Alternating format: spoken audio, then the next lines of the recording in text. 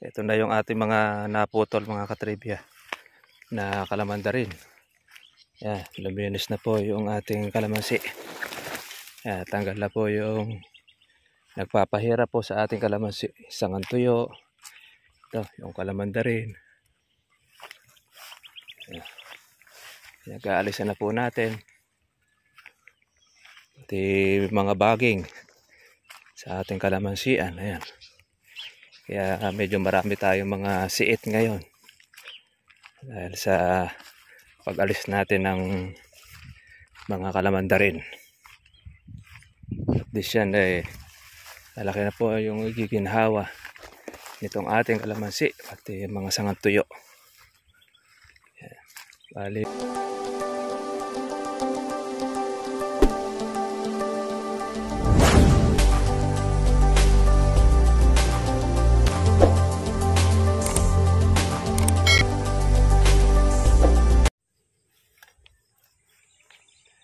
Magandang umaga po sa inyo mga katribya at welcome po sa aking YouTube channel at kamusta na po kayo pong lahat.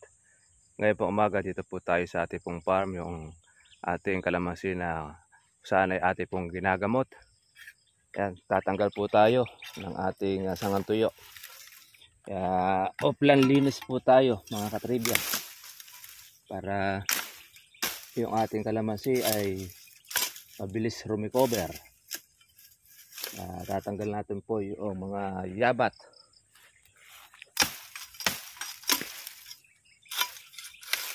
Pati rin po yung mga baging.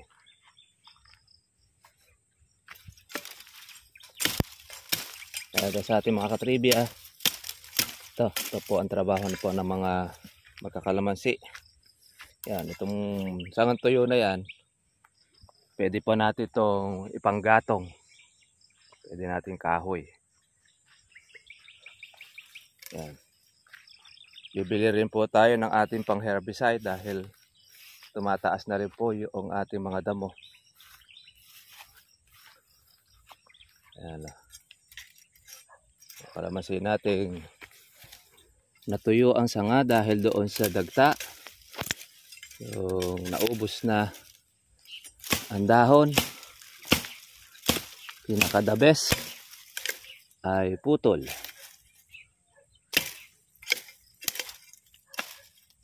Pero pinapalitan naman po siya na ulit ng panibagong pagsasanga ng kalamansi. Gato na.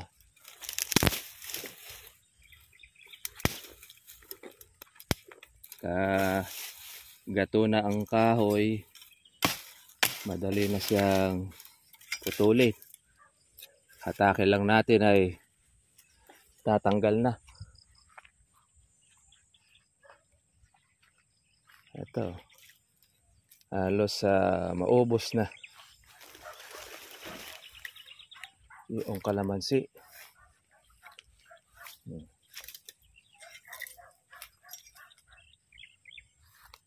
Ito naman mga katribya po yung ating bulaklak. Oh. Ayan, lalaki na po ng bulaklak. Magaganda naman. Malalaman pa po natin niya kung siya ay magtutuloy. Dahil siyempre, alam natin, pagkagaling sa ospital, talaga under recovery po siya. Pagkakataon na hindi siya magtutuloy, pagkakataon naman na tutuloy ang kalamansi.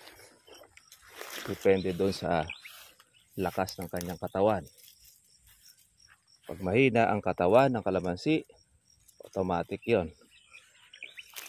Hindi niya itutuloy ang kanyang bulaklak o bunga. Kahit na siya ay natagtag o nagbuko, karaniwan ay kanyang inilalaglag dahil mahina ang katawan. Ito yung ating baging. Meron tayong kasamang alawit. Meron pang kalamanda rin.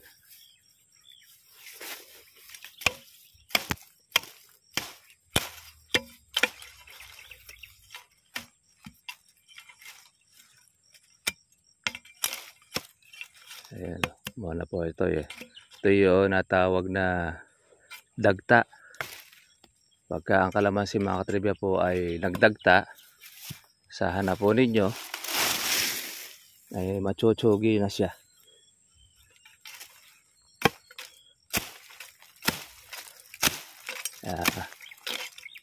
Yan ang gagawin natin. Ating kakahuyin. Ayan, meron tayong gulok. Gusto nyo ng lagari, pwede rin naman. Sa importante, maputol ninyo ang kalamansi.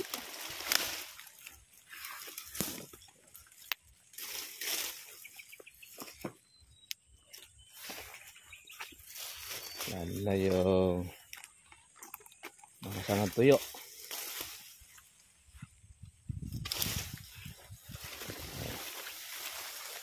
Meron tayong kahoy.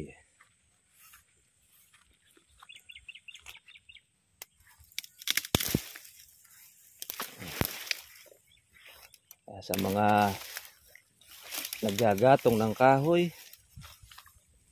ito maganda.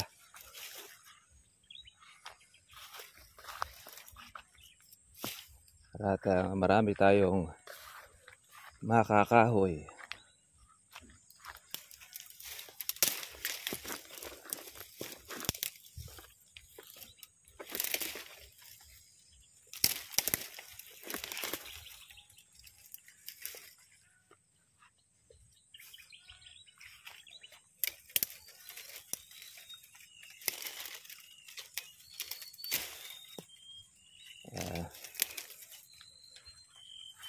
Under recovery itong ating kalamansi.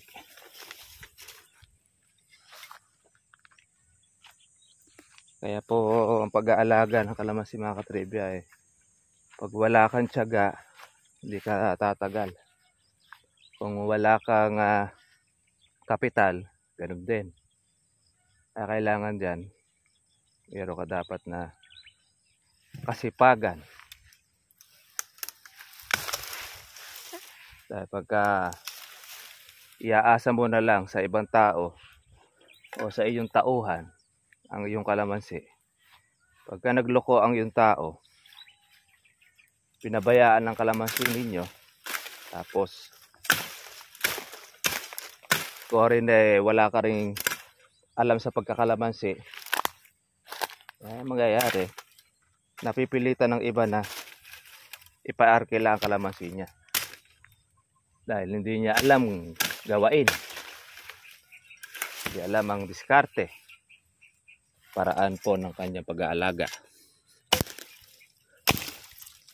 Kaya mas maganda, may kalamansi ka na, may tauhan ka, kung mayroon kang makakuha ng tauhan, at kung ang tauhan mo ay umatras, may-ari naman na magme-maintenance, siya magtatrabaho. Hindi mapapabayaan ng kalamansi. Habang naghahanap ka ng iyong makakatulong, ikaw ang gumagawa ng kalamansi mo. Yun ang the best. Kaya lang, siyempre, iba natin mga ka-farmers, pag nasa ibang bansa, hindi siya kagad makakahanap ng trabaho ng tao. Kadalasan, yun po ang napagsasamantalahan ng mga, alam nyo na, mapagsamantalang mga trabahador.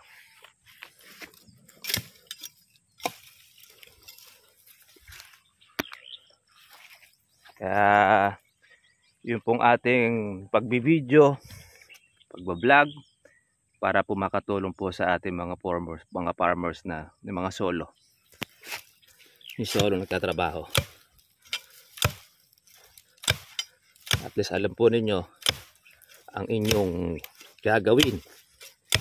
Sakali man na talikuran kayo o nahulihan ninyo ang inyong trabahador na merong ginagawang anomalya,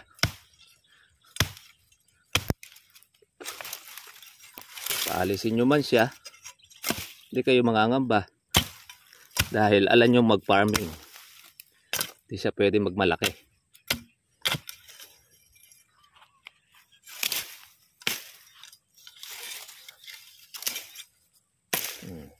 Ayan o. Tanggal na yung sangang tuyo. Ganda na po yung itsura niya. Tayo ay nakapag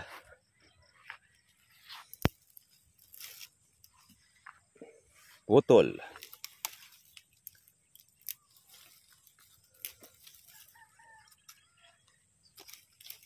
Para malakas po makarecover itong ating kalamansi.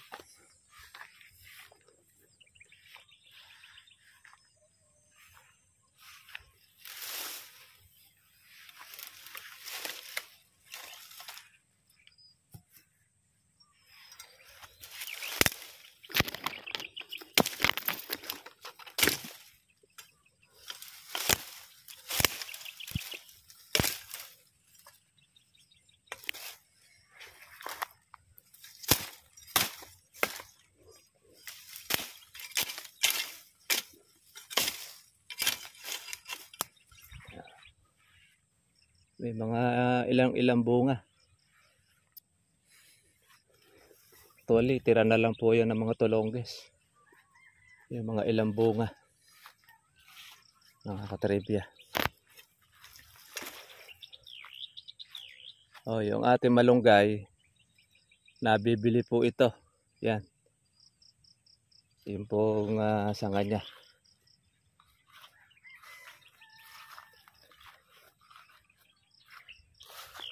Dahil bulaklak oh. Yan. Tsak naman po mga katribya. Meron po diyang malalagas. Meron rin siyang merong mananatili doon sa kanyang bunga. Ito po yung kalamanda rin na po yung natira. Ang kalamansi ay naiwan na. Ayan po yung ating target ngayon na maputol po lahat yan.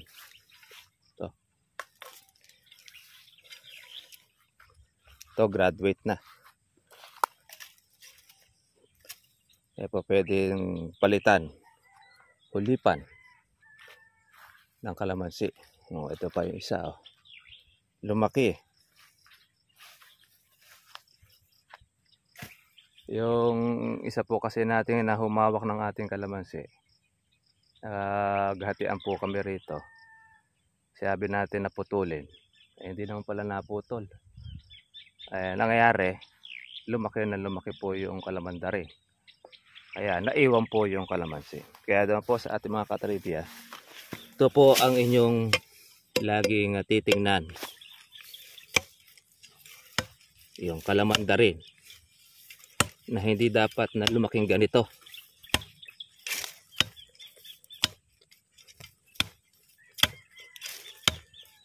Alangan, maliit pa lang, sinisiklat na po natin para hindi lumaki. Malakas kumain po ng pataba to, mga katribya. Ay naman yan meron kang kahoy pagka naputol.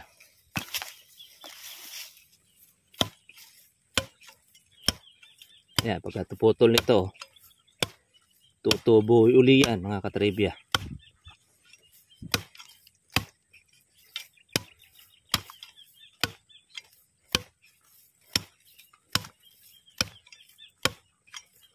Meron kayong chensong maliit, saglit lang yan.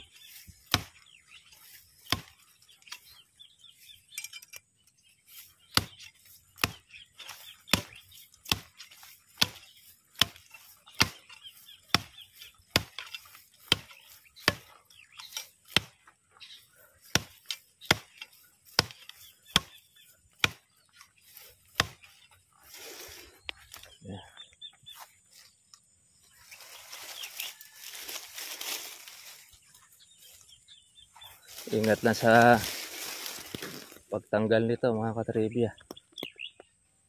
Dahil mahaba po ang tinik.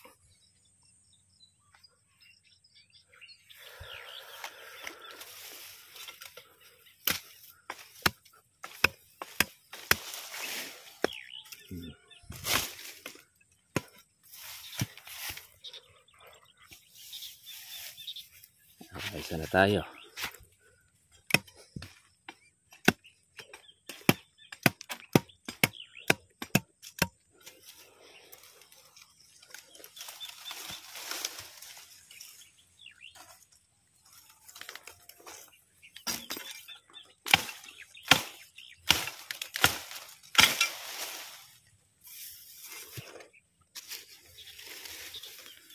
Laki. Laki ng kalamanda rin. Ganito naman mga trivia, magagamit naman natin ito pang tulos doon sa ating kalamansi kapag nagbubunga. Pag maraming bunga, mangailangan tayo ng pantukod, ginagamit natin siya. Ang gandang pantukod dahil diretso, lalo na sa kahoy, lalong mas maganda.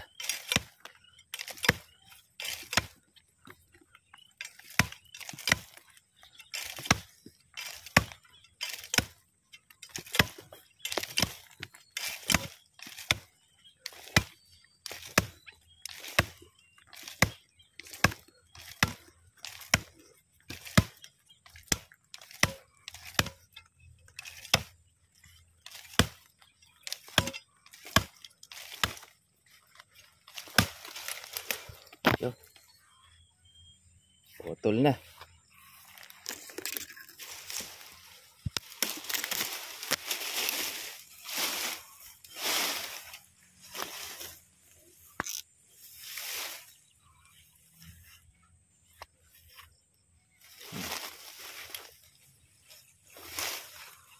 Pag ito mga katribya, ang inyo pong hihintayin 8 taon bago nyo makita ang bunga. Ayan o. Lalagay natin ito sa patay na kalamansi para hindi nakasagabal.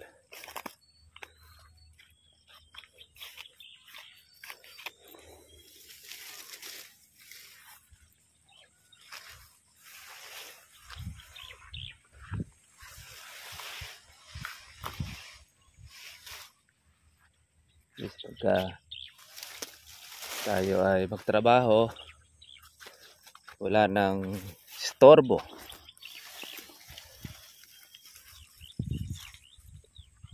Mga mangangahoy. Yan, magandang kahoy siya. Tignan niyo po yung natira. Oh. Ito lang talaga ang kalamansi. Mas lumaki yun, mas lumabong. Kaya pag hindi natin ito pinutol, yan, ganyan po ang mangyayari. Maiiwan, mabobonsai ang ating kalamansi. Mainit mga katribya. Yung pong singaw. Mayo kasi kaya grabe po ang init.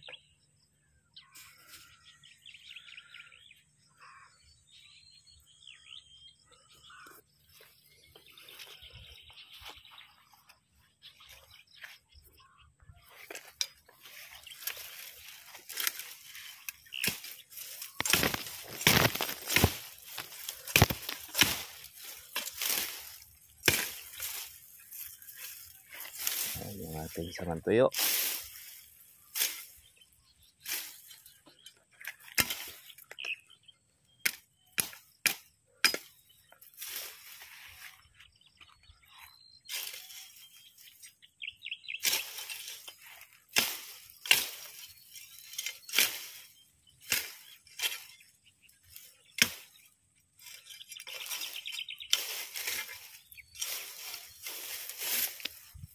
Merong mga pepino, wild pepino.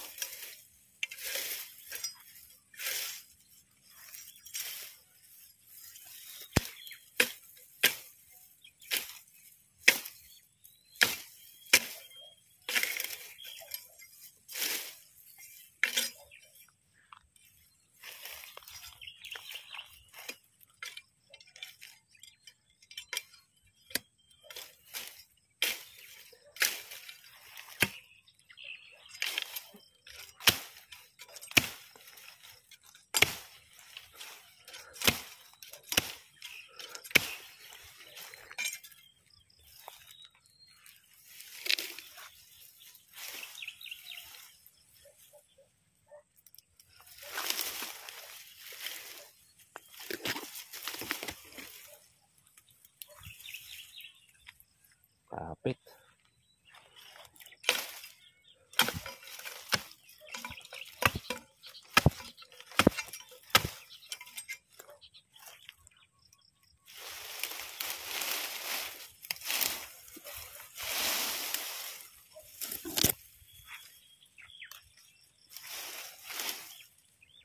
Yeah. May mga konting mga sanga-sanga. Pero pinutol na natin.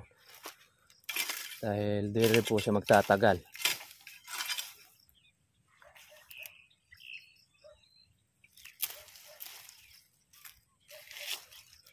Dahil yung pong kanyang katawan ay puro dagtana.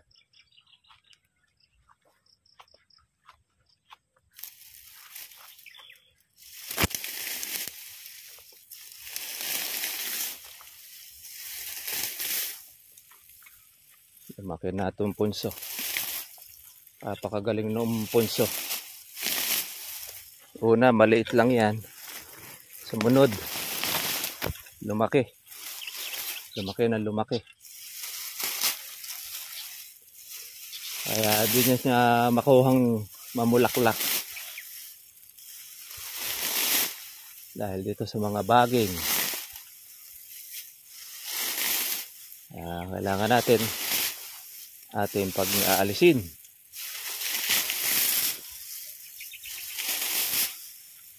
Para mabilis ang recovery.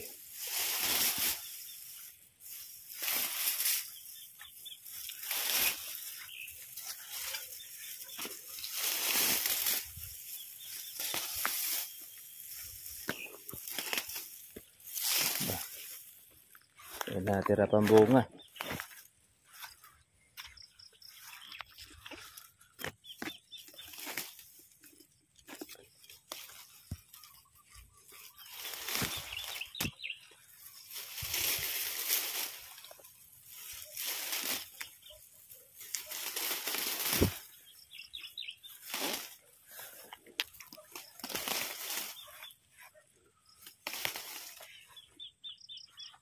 Okay. Ginhawa na. Ang ating kalamansi. Ilalim.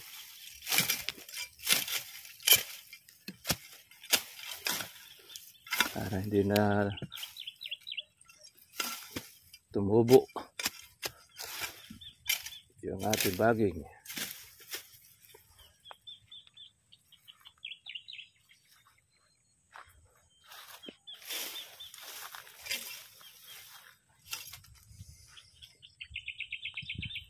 Ayan mga katribya, ito po ang ating target po ngayon. Maalis ang lahat ng ating mga kalamanda rin, pati na rin po ang baging, tsaka mga sangtuyo ng ating kalamansi. Kaya lang hindi natin matatapos ng isang araw ito dahil marami. Nakakatuwa naman po yung bulaklak. Ang dami. Ngayon ay medyo maliligtas na ito sa maraming insekto. Dahil tayo po ay patag-ulan na. Bagamat ito mga katribya, may maabutan na rin natin ito yung presyong mababa.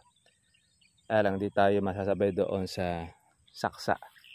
Yung saksa kasi yung sabay-sabay ang ulan, tapos malalakas.